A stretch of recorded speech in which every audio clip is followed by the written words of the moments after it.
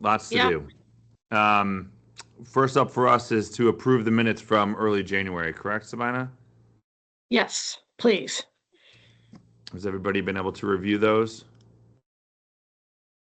Yes, I make a motion to approve the meeting minutes from January. Excellent. Can we get a second? Second it. Perfect. Sorry, I Excellent. didn't see who said, was that you, Chris? No, it I was seconded it. Somebody else. Oh, Jim. all Jim right. and Allison, thank you. Excellent. Sorry. All in favor? Aye. Aye. Excellent. Any opposed? Perfect. Perfect. Quick start to the meeting. So let's go, excuse me, right into the review and approval of the priority of service for WIOA. Sabina or Drake, who's going to be leading that? I left out the word adult. Sorry It's about okay. that. It's okay. Yep. Oh, adult funds. There it There is. it is. It's after. Sure, and I hope everybody got the second email I sent on Friday with a copy of Jay's presentation from January and some draft language that the Department of Labor has prepared. I don't know if anybody wants to start the conversation, or Jay, whether you want to just sort of jump in. I don't, however you want to handle it. This is more your area than mine, Jay. Sorry. Is this the operational governance? Yes. Got it. So there's a, just to recap, adult priority of service is a nuanced part of WIOA. It's intending to make states examine the population. Vulnerable populations are the ones that they're including as a priority of service, which just means after a year, we look back to see what percentage of our WIOA participants were in this priority of service. The ask at this point, why we're discussing this in the executive committee, is because we have a consolidated compliance review finding that says the board needs to adopt the adult priority of service policy. What I'm showing you in that operational governance is our internal operational policy, how we turn actions by the board or actions of the federal government into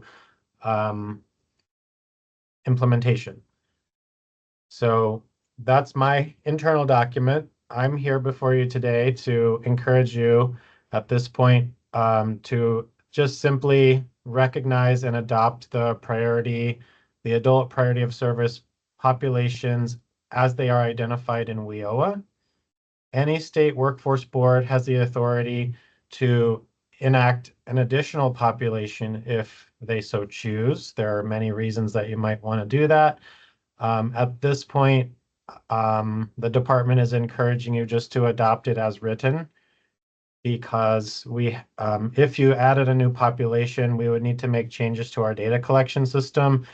And we're trying to not make any new changes to that system because we're going to be rolling out a new system over the next, it sounds like a long time, 2 years, but there's a contract involved and a lot of development work. And we want to stay focused on that future and not spend resources on fixing something we're moving out of. May I ask? Answer questions. May I ask Jay a question? Yes? Of course. Yes. Okay. So Jay, I have no idea this is full of acronyms and I'm not actually, so when I don't see adult, where am I? Am I crazy? I just don't see it's all for adults. So it's the priority of service for all adults and adult CT and just adult ed. Not adult ed. This is just for WIOA Title I adult funding.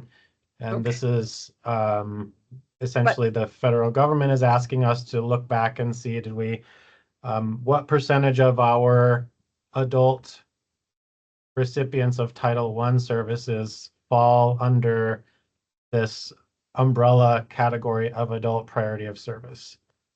So I hate to ask this, but when we have this next listing of 16 services in the next line, which programs this operational governance applies to, there's only one that it applies to? And I don't even know what half the acronyms are. Um, so I So- would just say, I provided that operational governance as a contextual kind of for your information. Okay. I gave a presentation in the last executive committee meeting, and we Oh, could probably which I missed. resend that PowerPoint presentation, which I has a lot did. more detail. So I did Got send it. it on Friday. Okay. Yep. Yes, Thank you. you did. You did. Yep. You did. Okay. I would just recommend paying to look at that, and whatever decision you make today, I will update that document that you're looking at, Senator. Yeah. Um, It's interesting, here are 16 I mean, like, what's RA? I mean, I'm just curious, registered what are all apprenticeship. these programs? Registered apprenticeships. Oh, register, okay, right, okay, I got it. I don't think of them as acronyms, okay. Okay, yeah, forgive me. those are all of our internal programs that we need Got it. to So I tell just have to staff what figure it this out. applies to. Okay, Vermont Youth, something, okay, got it. Thank you. you're welcome. Chris, please go ahead, Chris. Yeah, just want to say, Jay, what I thought was really helpful when I read through the document was all the various like related terms and definitions in there. So thank you for doing that. You're I had a welcome. question about people with disabilities, and when I read through the definition, it all made sense in terms of the prioritization. Okay, and just, I think some of you might know this, Hireability receives Title IV funds, and they are the entity under WIOA that serves people with disabilities with some intensive case management. We serve people with disabilities at the department, of course, and if they want a referral to Hireability, we make that referral, but they don't have to. Thanks, Jay. Welcome. Do other folks have questions or comments about the adult priority of services? Oh, it's great, J- it's great. Jay, we're looking to approve this today? I think I'm looking for you all to pass a motion that's just recognizing the adult priority of service populations as they are written in WIOA, and just in that you're signaling that you're not adding a new population. And then I can confirm the details of my governance document and submit it for compliance. We can always come back and revisit the populations if you want to do that. But that was my ask of the committee today. I think, Allison, I know that you had some questions just based on some of the terminology and stuff in there. Would you be okay to still approve of Yeah, of oh my that? God, yeah, no, now that Okay. now I've got a better grounding in it now and have cruised through the whole thing. So I'm fine, and I'd even make a motion to approve it as distributed, if Perfect. that's what you're looking for. Well, Jay, you're just looking for not identifying another group, correct? Right. Yes. Yes. Do you want So- us to start? We should probably start there, yeah? Let's Okay, not yes, identify another yes. group. Let's do that. Let's do that. All right. Would someone like to make a motion I- to approve? What, that we're making a motion not to identify another group? Yes, yes. Okay, that so Jay moved. can move on. So So can we get a moved by- second, please? I'll second. Second. Excellent. Perfect. All in favor? Aye. Aye. Any opposed? Perfect. Jay, I hope that gives you what you're looking for, bud. It does. Thank you. Efficient government. Thank you. Excellent. Excellent. So let's move on to the next discussion in action, which is the WIOA state plan modification. So Drake and Sabina, take it away. Yeah, and we're probably gonna make Jay talk too. Maybe not though. Yeah. And I'll also, I'm going to try to save Jay's voice because who knows how much he's already had to talk today. Panel his Um, voice, okay. I'll also say on the adult priority of service piece, we have also talked about like bringing more information back to y'all in the future to so that folks can continue to have a window into how those funds are used and prioritized. So there will be opportunities to take another look at this and determine if you all want to add additional populations. So, and always happy to do the acronym busting, which I think is an ongoing process for all of us, but I appreciate that. So we have a little bit of a different update for y'all than was outlined in the agenda. So I'm going to talk for a little bit, and then if folks have any questions, happy to talk through them. So as you all know, every state has to have a state plan under WIOA that outlines how we are prioritizing our WIOA funds across all titles.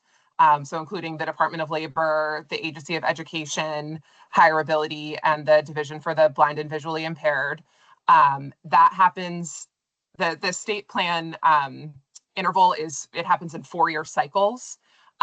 So at the midpoint of our 4-year state plan period, every state has to submit a modification to the state plan, like a sort of a midpoint, what has changed, what has stayed the same, all of those components. So we have been meeting with all 4 of those core partners to do our work to prepare for the state plan modification.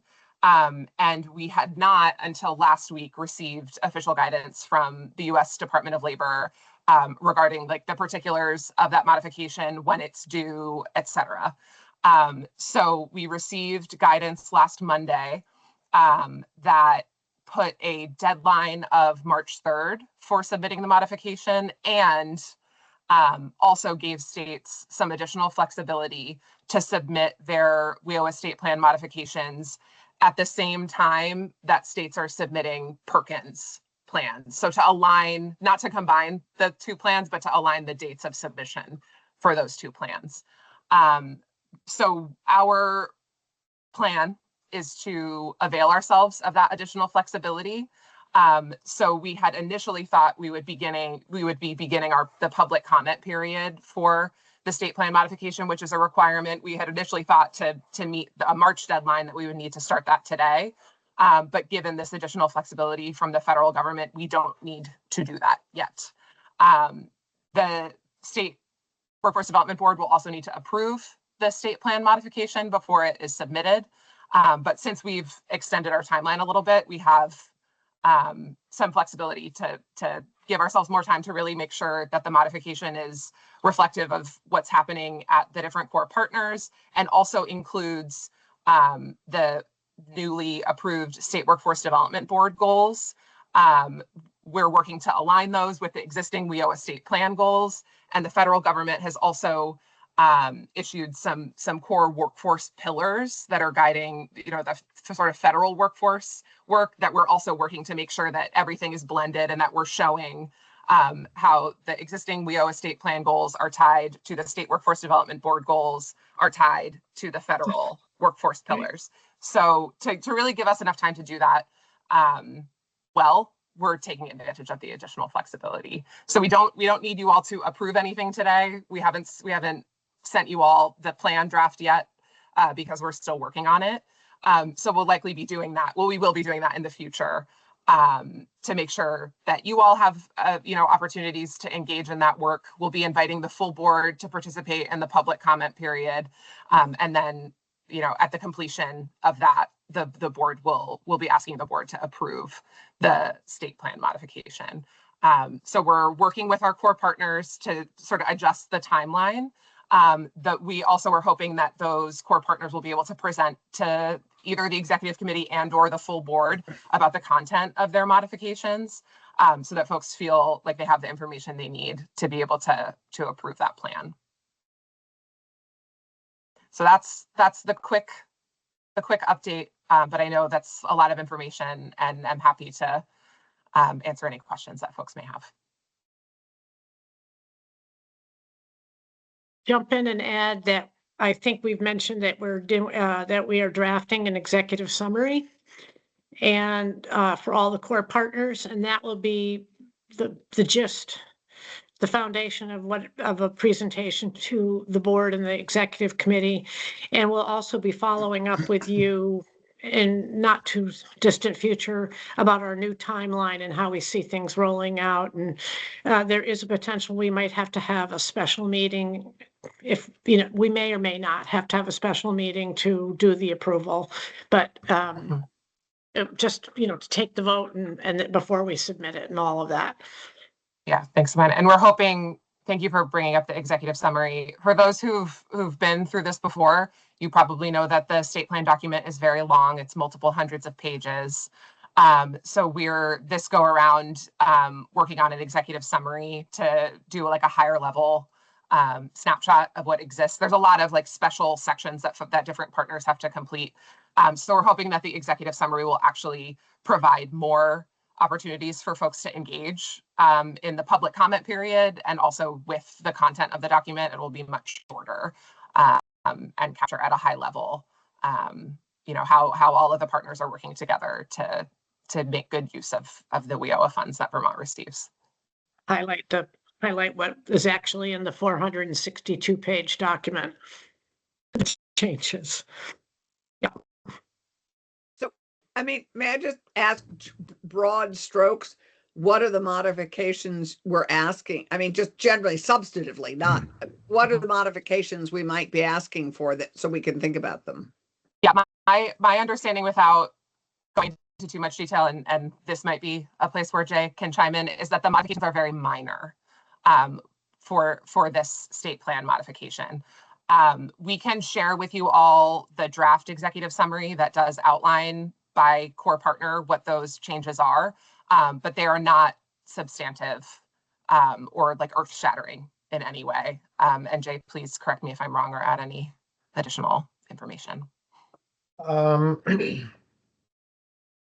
When the state plan was first written, it was during the Biden administration, and this administration has communicated their kind of workforce priorities as pillars.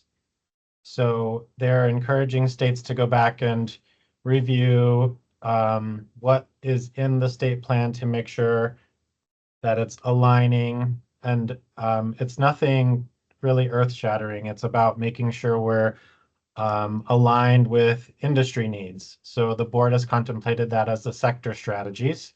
So I just need to go and modify the language a little bit to make sure it's a little bit tighter. There's something about worker mobility. There's something about making sure that the systems are integrated.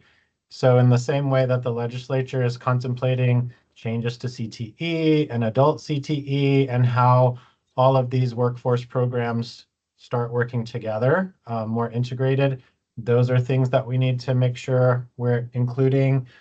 So there's 5 pillars, and I'm just going through and making sure I'm adjusting the language. The worst thing I think that could happen would be that we don't address these things that have been called out specifically by the U.S. Department of Labor, and they send the plan back to us and ask us to take another stab at it. Nobody on this meeting wants to do that, especially me and Robin and the other leaders that have to do the rewriting. So we just need to be mindful of the charge from the U.S. Department of Labor and align it as best we can with what we know Vermont needs. I added a link in the chat to the federal guidance we received last week. It includes those pillars from the federal government in case folks want to take a read. So I think it's really about making sure we're addressing how we're doing a lot of these things and showing that alignment. And I will also say, when the state plan was drafted and approved was before the Office of Workforce Strategy and Development existed and before the State Workforce Development Board was reorganized. So there's also some work for us to do to communicate the current format of the board and the sort of like, governance of our workforce system in Vermont. So Drake and Jay, I want to know, are the pillars gold? Probably. Yeah. It is under a policy document called the Golden Age of America's Workforce. Of course. Which has yet to For be. synonyms, yep. Well, at least they're at the moment in this area of government rowing in a similar direction. Yes. Thank God. And I do think that there's a lot of different sort of sets of like goals and pillars that we're working with, but they all really are mutually reinforcing, and there's a lot of alignment that already exists between them. So we just want to make sure that we're really highlighting that in our modification. So we're very grateful for the additional flexibility, and think it will give us the time we need to do it well and to give you all the opportunity to take a look too.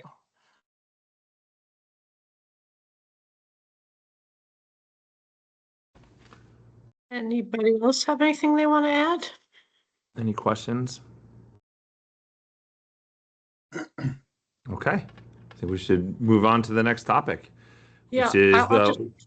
Go ahead, Savannah. What were you gonna say? I was just gonna say you'll be getting more information from Right. Drake and myself so that there'll be a timeline marching forward, so to speak. Yeah. Okay. So on to the Workforce Pell implementation work group. Where to begin? We've put together a small work group, smallish work group to try to start to, well, let me step back for a second. I think we spoke about that the state of Vermont is participating in the National Governors Association Workforce Pell Academy. So we've had our second meeting. They're once a month. And we're put together a workforce group that will start to identify how we need to proceed and move forward. And this is my opportunity to pass the baton to Tiffany. That was a good intro. So we are all, as Sabina said, attending different groups, including NGA. We also have been meeting with Bernie Sanders' office to give and get updates. And our small implementation group is meeting this week to go over what everybody's been seeing and what's next. We had a meeting this morning to have a conversation about how we can simplify all the complexities around Workforce Pell, both for communication and for work moving forward. And we're looking at separating this into a few buckets. One being data. There's a huge data component, as we've mentioned a few times, to Workforce Pell, and there are several groups working on different data pieces. So we'll have a bucket there of data. We have a bucket of priority sectors where we would really like to suggest that the state workforce board priority sectors are followed. So we want to make sure that we're in lockstep with what's going on with that committee. And then we have a process and procedure bucket. So there's going to be a whole grouping of things we need to put together. One of which very early on is some sort of application for accredited institutions to apply to have their program be approved for Workforce Pell. So we would like to be able to help inform what that application looks like and then what the process might look like and make suggestions on that. So that's where we are right now. And then we'll be waiting for more guidance to come out. So we'll have another meeting in likely April timeframe, and we'll be looking at that guidance and then bringing together larger groups to have conversations about next steps at that point. Drake and Sabina, did I miss anything? Think so. Chris was going to ask a question. Go ahead, Chris, please. Yeah, Tiffany, you mentioned the three buckets with the data, and then you talked about the priority sectors. Are those the ones that you're talking about? Are they linked to what we have in our goals for the State Workforce Development Board, like in Goal 1, those priority sectors? Yes, Okay. that's what we would like to do, is be sure that we're looking back at that. So we'll be sharing that document with our small implementation group so they can take a look. Most people on the group are on the board, but some aren't. So we're going to be sure that we're all on the same page with that. And that's, yep, Chris, that's exactly what we're planning on doing is using those priority sectors. Great. Thanks. There's a whole new layer, my choice of words, layer of certification that has to happen at the state level, either by the participating agencies, institutions, et cetera, and the governor's office, that has to be certified, stamped, and then submitted to the education department, where they will need to certify it as well. And at our last academy meeting in a couple weeks ago, one of the things we didn't even delve into yet is this whole return on investment, that the person who gets the grant, there's going to be a requirement to be able to prove, for lack of a better word, that the return on investment for providing that grant is worth that they got it in the field in the course that they studied. So there's going to be some new layers of reporting that if you'd been on the call, everybody was sort of a little bit freaked out about. I Yeah. bet. Yeah, one other thing that I'll note, which we may have flagged before, is that we want to be really strategic in how we roll this out so that we do it well and give ourselves enough time to be really confident in the process that is developed. And I think another piece of this, which Scott can speak to, is that Vermont in a lot of ways is already doing a really good job of supporting Vermonters to access, short-term credentials and education through advancement grants. So it may be that we're a little bit slower to get this off the ground because it's a need that Vermont is already to some extent fulfilling and has a track record of fulfilling. So there may be other states that are having a different strategy initially. So I think that just speaks to the fact that this has already really been a priority for Vermont. And can you remind us, Tiffany and Drake and Sabina and Scott, how much money we're talking about that may come to us through Workforce Pell? It's a Or is great that question. not clear yet? Pell Grant has been level funded, and they're taking part of that out for the short-term Pell, the workforce Pell. Oh, that's At not least- good. So it's At not least new at the money. beginning, but I may have miscaptured that in my summation there to Scott. Yeah, no, the way that I would think about it, Pell functions to some degree like an entitlement, Allison. So Right. even though there's not new money overall in the program, if as a result of short-term Pell, more students who otherwise would not be going into education and who are Pell eligible participate in the program, there will be more money coming in.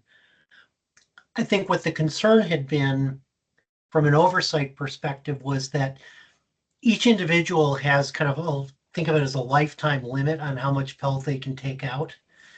And the concern was that if you used this for a program that wasn't high quality, you were consuming some portion of your lifetime eligibility for Pell for other things. And so that's the reason for all the accountability pieces. But if we see no more students pursuing education than we did before, there won't be new money. It'll just be allocated in different ways. If we see new students coming into the system as a result of this, there actually will be some additional money coming into the state. Thanks. Oh, that's too bad. I thought it was new money on top of our Pell. But no, it's a carve out. Yes. But Scott, with is an there, oh, sorry. Go yeah. ahead, Allison. No, but with an Apologies. opportunity, it sounds like for either further matching or being able to draw down more money. There is some opportunity in it. Absolutely. Okay, good. And Scott, there's no way And- that we could get overextended in that process, right? Meaning, it sounds like the more that gets used, the more money we could get. But is there like you hit to a certain point where you're at 90% and then more money comes in? How does that work? Do you know? In terms of, I'm not sure on it. Accessing more funds that for us to get more based To on draw usage. down. Yeah. Yeah, it really is because the funds follow the student. The student would apply to a particular institution, they'd fill out their financial aid forms. And the money, the drawdown then happens essentially automatically at the institutional level Okay. From federal funds or from state funds? from federal funds. Right, perfect. For, All right, for, good. for the Pell Grant program, Got it's it. from federal funds. Got it. Okay. For the advancement grant, which covers more programs, then this will, it's, it's a similar process, but it comes from us. Okay. Yeah, and my understanding is that the advancement grants are at this point far more flexible than Workforce Pell. There's a lot, I think, as has been communicated many times to this group and the larger board, a lot of regulations, eligibility requirements, ROI requirements, which is another reason we just want to be really mindful of how we roll this out and how quickly. But hopefully over time we'll be able to dial it in. And I'll also say the federal government has gone through negotiated rulemaking, but we don't have a final rule yet either. And the last we heard is that we can expect to see that in April. So again, there's more to learn. I think states are given some flexibility in how they implement this program, but there also are some, as I said, pretty significant federal requirements. So we're paying close attention, but we don't have the full picture yet.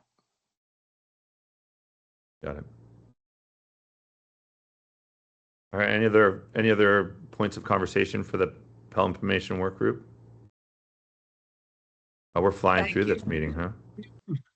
We thought there would be more to do on the state plan modifications, so we may be a little early today. Yeah, Oh, that's okay. I would just say that part of the information on the pillars that they just provided last Monday also includes Workforce Pell is another priority. So that's in that link that if you look at it, you'll see Workforce Pell is brought up in there as well. Got it. Okay.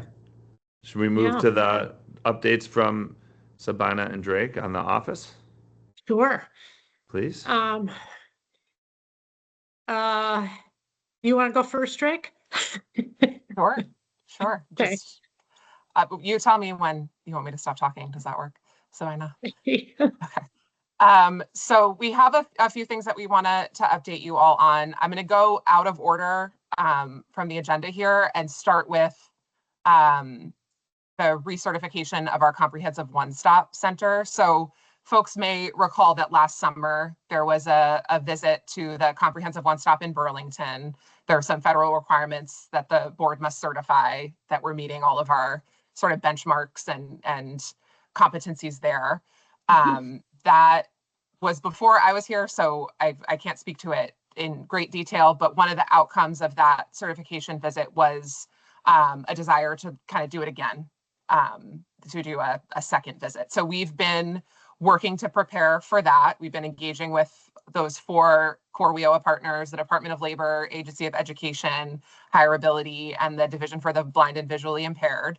And we've really focused on the components of the certification where we were found to be in limited compliance, and sort of suspect that we may in fact be in compliance in some areas, but just need to do some prep work to really communicate that effectively. And there have been some leadership changes at those agencies. So we've been Sabina and I've been working with that team of core partners to start to plan for a certification visit that we want to hold in March at the Burlington Comprehensive One-Stop Center. So we're continuing to plan for that. Folks are working to get everything together on what the policies and procedures are at their agencies, how they're serving clients. And so that work will continue. And I know there were some board members who participated in that visit last summer. So if folks want to join in March, we don't have a date yet, hoping to have it on a Monday in March, but we would love to have as many board members as possible join for that visit. So we can send an email around, or if folks are interested in participating, they can let us know. We'd really appreciate board engagement in that. Yes, Senator Clarkson. I'm sorry, I don't mean to be the only one to ask. I wasn't able to go at the last minute, and I really would love to go. If there was any way to do it on that Monday of town meeting week, that would be fab.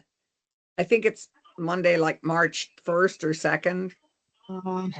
Yeah. I mean, just saying, that's our week off and it's the Right. day before town meeting. I mean, I have town meeting Saturday and Monday night, but, maybe Monday morning or middays we get back for Monday town meetings, but. That's good to know. We're working with our and if that- one-stop if- operator yeah, to schedule, so yeah. I can let them know that that's a date Yeah, that if could that potentially doesn't come. work, after crossover would be great. Cause then Mike and I are at least, pretty tied up until the 23rd. Right, Mike? Yes. Okay, So- that's great to know. Mike looks thrilled. He looks thrilled. Yeah. Mike is thrilled. He's a reserved thrilled. Yeah, Drake, and if you do it on a Monday, the sooner I know, the better, so I can fly up on Sunday night, because Monday morning won't be able to get there.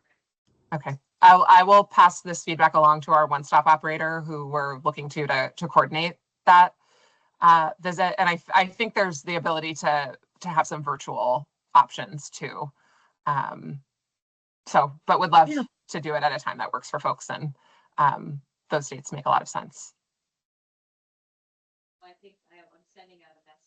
So hopefully that will get resolved and be great, and then we can sort of move on.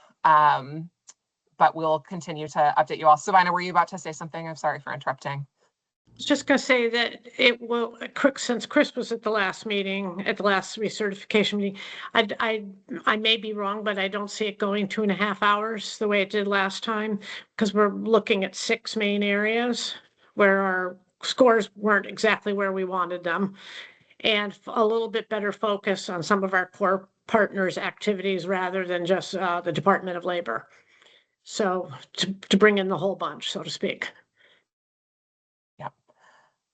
And we also are very close to having all signatures submitted for our WIOA One-Stop Partner MOU, which is tied to this because this is our one-stop system partners, right? We have our core partners, but there is a much longer list of additional partners in the system. So we have a really great cadence of meeting with our core WIOA partners. It has been, mostly project-based around the state plan modification and the one-stop recertification, but there's a lot of, I think, support for continuing to have that group convene to talk about how to best integrate the work and make sure everyone's on the same page. And we're also this year planning to relaunch some regular meetings of the full group of one-stop partners. I think there's a lot to do to continue to lean into the system mindset around these folks. There've been a lot of changes in the people in these roles since the last MOU. So we're thinking of ways to keep that group engaged with one another, to be able to share, best practices, really focus on plans for, referrals, coordinated intake. There's a lot of good work there to really continue to provide a really high level of service for Vermonters, and also think about ways to do it more efficiently. And we're also working on a training schedule for the full one-stop partner network. So again, that's an area where we're working closely with our one-stop operator, EDSI, to provide some of that capacity and support for the full system. So we'll keep you all updated on how that's going, but we're feeling really positive about the direction that we're headed in. Mhm. Great. Okay.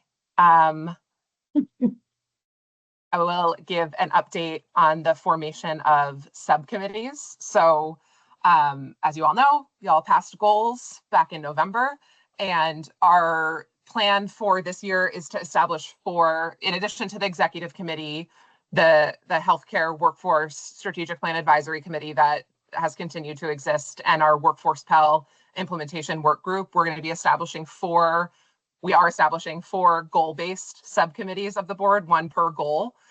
So folks, I think a lot of folks have let us know which committee they're interested in participating in. If you haven't yet and are interested in diving more deeply into the work on each of those goals, please let us know. We'd love to loop you into those groups. And we're starting to plan for initial meetings of those 4 subcommittees. So we've scheduled the Goal 2 subcommittee, which is around re-engaging adults in the workforce. That will be on February 16th, I believe. We're really excited. That's a great group. I think that's our most popular subcommittee so far. We're also working on scheduling the Goal 1 and Goal 4 subcommittees right now. And so the plan for the initial meetings is, these are open meetings, anyone can attend, but we're keeping the official membership for the first meeting to board members who've indicated interest in those committees for a couple of reasons. One is that we want board members to, at each of those meetings, to have a discussion about who else should be at the table. And we have also gotten some organic contact from folks who are interested in plugging into those committees, which is fabulous. And also in our bylaws, there's a process by which the board approves non-board members to join subcommittees. And that is that the lists go to you all, to the executive committee, and you approve people. So I think the way we're going to do it from just an operational standpoint is have the initial meetings of the committees. They'll be the first meeting will be short to talk about, what is the scope of the goal? What do we want to start to identify for potential outcome measures and metrics? What are folks hoping to achieve? What are some of the first order activities that folks are interested in? Because we really want to be action oriented in these subcommittees, and then holding space for a robust discussion of who else needs to be invited to the table. And then based on the lists that are generated at those meetings, we'll bring them back to the executive committee to approve and just figure out, what's the cadence. I think for each committee, it may be different how often they want to meet, and we want to maintain flexibility for these committees to meet the needs. And then we'll continue to provide updates at the executive committee level and in full board meetings. So, we're hopeful that at the full board meeting this month, we'll at least have updates from 2, hopefully 3 subcommittees, and just keep marching the work forward. Sabina and I have met with many of you in the executive committee and across the broader workforce development board at sort of in the final weeks of 2025 and in the early weeks of this year. And what we are hearing, I think without exception, is that board members are really eager to get to work and start to see tangible progress, especially for folks that aren't on the executive committee, and really their engagement so far has been at full board meetings. So we are committed to doing everything we can to enable that and be a catalyst for it, and are just gonna figure out how we can best meet the needs and really contribute to advancing strategic and impactful work on each of these 4 goals. Quick question. I'm assuming for the committee members that are ultimately approved by the executive committee, that's a fluid process, right? Because I'm just thinking I'm on Goal 1, and that's going to grow in different ways. We can bring them on. Okay. Yeah. And again, there, anyone can join these meetings too. So I think it's going to be not an abstract process, but it's just going to have to be what works for folks. So we'll have a monthly opportunity to do that official executive committee approval of board members, but we just want folks to be engaged no matter what. So we'll find a way. I think it's really important that these committees have as robust and wide-ranging membership as possible, whether that's formal or informal. And we want to create as many entry points as possible. And I'll also say last week, the Vermont Businesses for Social Responsibility had a panel discussion with the Grossman School of Business around essentially Goal 4, increasing retention of post-secondary graduates, that I participated in, and had great, there were a lot of there were some folks from CTE, some folks from UVM, Carolyn Weir was there. So it wasn't just focused on the board, but I was able to share that this is one of the priorities of the State Workforce Development Board. And I've already gotten a number of emails from folks who really want to plug into that conversation. So I think there's a lot of momentum. I think the goals that you all passed are really aligned with the needs of our workforce right now. So I think creating a space for these conversations to happen is there's a lot of potential for really great work to happen, and a lot of folks that are eager to engage with us, which is a really great sign. We'll just take goal one. Thank you for everybody who filled out the doodles, who's on the call now. And that subcommittee will be meeting the week of February 16th as well. Given all of you operate on Teams, is there a better meeting organizer than Doodle?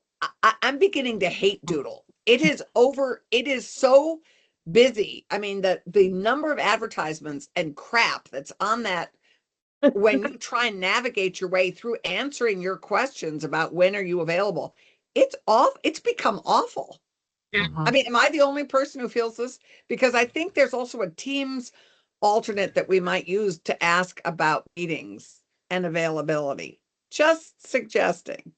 We can look into that, and I know it's also been raised a couple of times if we could look into like a file sharing system, especially as subcommittees get to work and folks may be, collaborating on different documents, or like a better way to share resources and materials. So we can absolutely put that on our list to investigate. I don't disagree with you on Doodle. I mean, it's really Doodle is defeating itself. I mean, people will migrate away from Doodle because it's become so messy.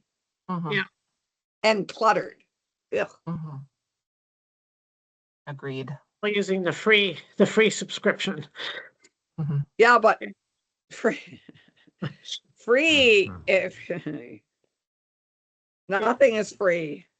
Yeah, so we're really excited and also want these subcommittees to be successful. So as we're, getting started, please, I think we say this all the time, if there's a way it can be improved, or if things are working great, like, we are really open to your feedback. These committees are here for you to advance this work and to work on things that you believe are going to be impactful.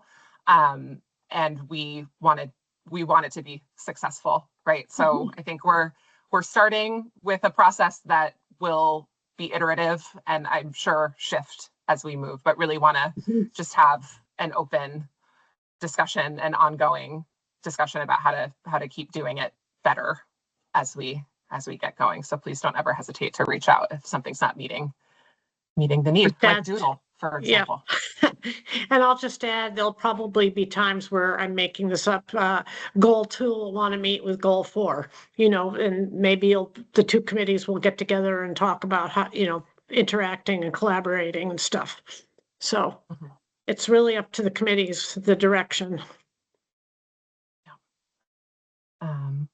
Great. And again, if you haven't sort of assigned yourself to a committee yet and you want to, just send us an email and we'll get you plugged in. Or if you just don't have the capacity for it right now, that's fine too.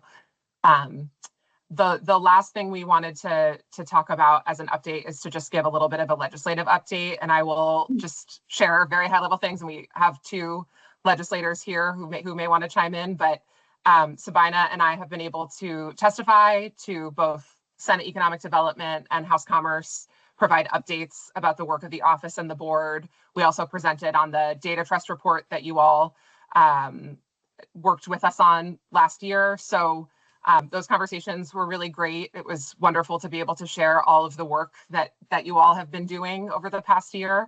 I think the feeling that I got is that our legislature is really invested in the success of the State Workforce Development Board, sees a lot of need for coordinated work on workforce development. And so we're feeling really encouraged by the support there. We also shared information about the PSEO coalition that we've all discussed as sort of our recommendation now, rather than pursuing a standalone state data trust. And there was a lot of really positive feedback on that front as well. So we're continuing to work with our higher education partners and support them to opt in to that work. And we'll hopefully have some good updates to share as the year goes on. And we've also been really paying close attention to the conversations that are happening in the legislature this year around career and technical education. So I know there's a Senate bill that has been discussed in Senator Clarkson's committee, and I don't know, Representative Marcotte, if y'all have engaged with that bill yet. But there's a lot of energy. A lot of folks are really passionate about making changes to CTE to better support our learners in accessing that form of education. And I don't know, Senator Clarkson or Representative Marcotte, if there's anything else you want to add from your positions. I think Mike and I have talked about this. The agency doesn't yet have language to the legislature for us to consider. So we're starting, and Mike, correct me if I'm wrong here. We're starting with what we have, which is the CTE bill that Keisha and a bunch of us signed on to. I think Seth and I, the Senate Education, who heard the exact same walkthrough that we had in Senate Economic Development, I think Seth and I are going to divide it up and start it, and each of us will take sections that work for each of our jurisdictions because we have joint jurisdiction on workforce. So that's at least the tentative plan at the moment. And then Mike will get the agency's bill, and then once, if and when we ever get that, we will have further conversations about how we coordinate that work with the work that we're doing in the Senate. So I did get language from AOE on Friday. Oh, you did?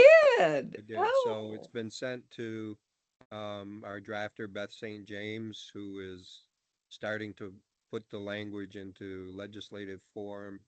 And I'm hoping sometime this week we may see something.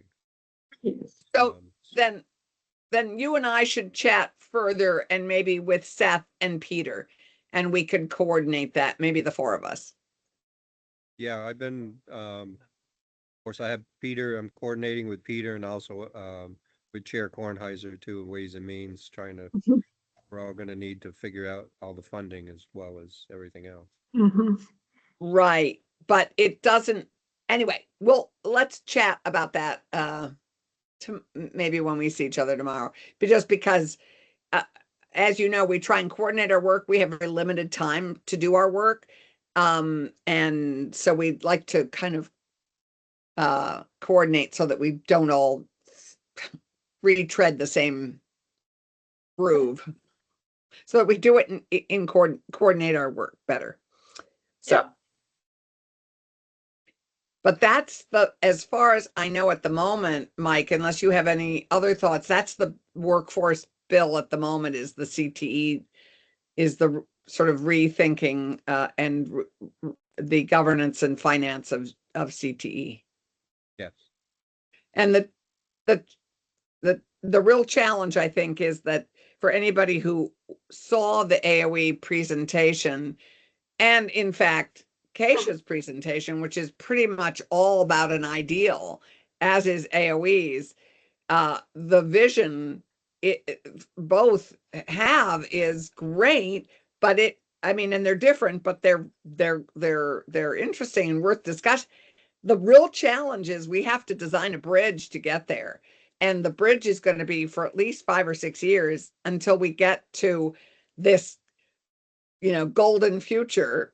It may not have a pillar yet, but the future of regionalized, comprehensive high schools that have everything under one roof. And that's not going to be for quite a while. So I think one of Mike's and our challenge in the legislature is to figure out how we get there and how we reform it and improve it as we make that journey along that bridge. Yeah, we have a few CTE centers right now that are comprehensive integrated system.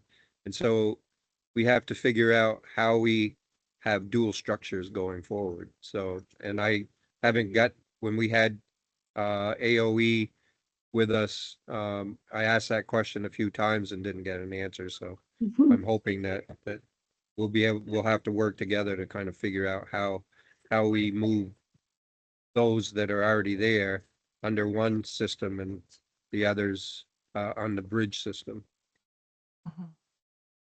On a sort of slightly different but CTE related note, one thing that was encouraging from my perspective is the conversation around the AOE proposal did include references to the State Workforce Development Board and their role in ensuring that the education that's offered is really in alignment with the industry needs, priority sectors. So I think there will be a role for the board to play in making sure that we're really as coordinated as possible in whatever that future looks like for CTE, which I think is a good thing. And we'll obviously do that in whatever we do on the bill that we have to. Yes.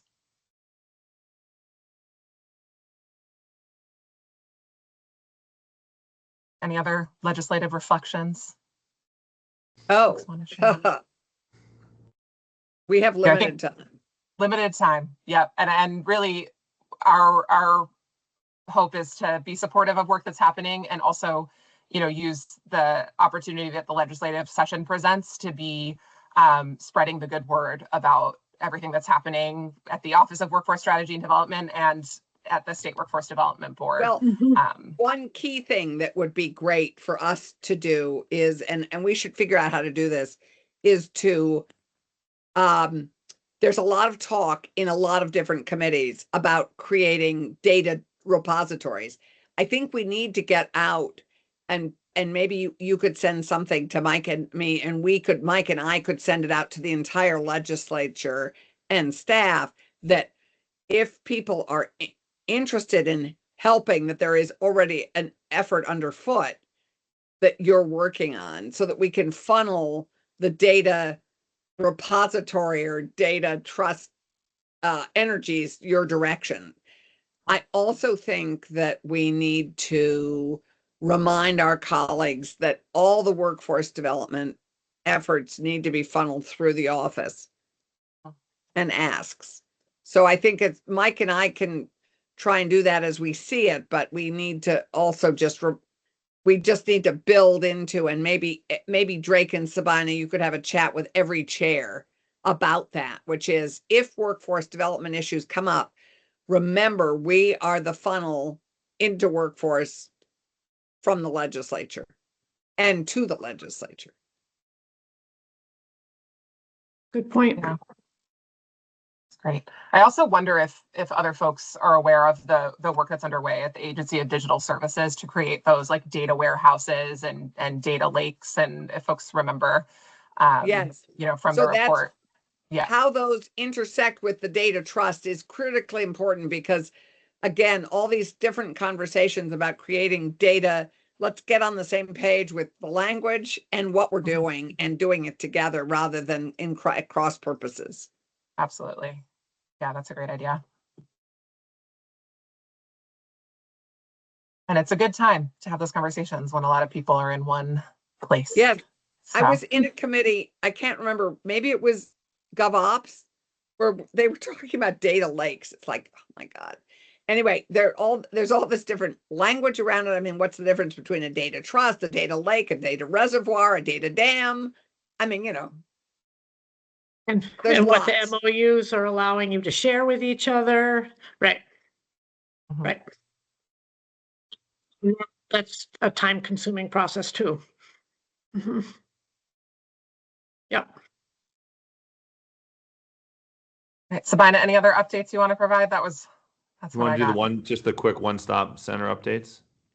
Oh, Sabina, that I was on did the it out of agenda. order, so I think we got it. Okay, That's we're the good. Okay. March Yep. visit. Yep. Yeah. Okay, perfect. But I I'll didn't know just if there was an remind additional piece. everybody that we have our full board meeting at the Manchester Community Library on February 23rd from 9:30 to 11:30. We would love to see you in person if you can make it. And if you haven't RSVP'd, I would love it if you would. And our guest speaker that day is going to be Susie Tremblay from Healthcare Workforce. We're going to be talking about the health rural transformation and the 195 million and what's going on with that. And there are at least 7 to 10 workforce type of programs that you all, the board, will somehow probably have some kind of role in, one way or the other, to promote and to support. So the most I discouraging just thing want to add that it's warm and sunny this time of year in Bennington County. So, no doubt. That's right. That's right, Jim. So I've heard the most discouraging thing I've heard about that money is that it's basically money that's just been repurposed from all the money there's they have taken from the exchange, from the healthcare subsidies. It's really not new money to rural healthcare. It's taking the money that individuals would have been using on the subsidized marketplace and repurposing it. So that's what I've heard from Mike Fisher, our healthcare advocate. So I'm feeling differently about that rural money. Wow.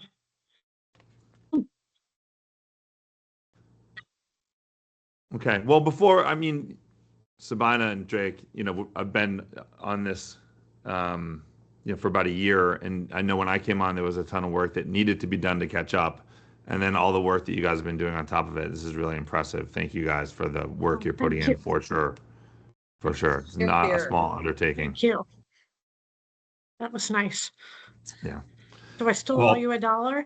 Yeah, 15 now. I went 2 sentences. So, anyway, is there any other topics that anybody wants to talk about? We're well short of our normal time, which is not a bad thing. But if there's any other topics for anyone that wants to discuss, please bring it up.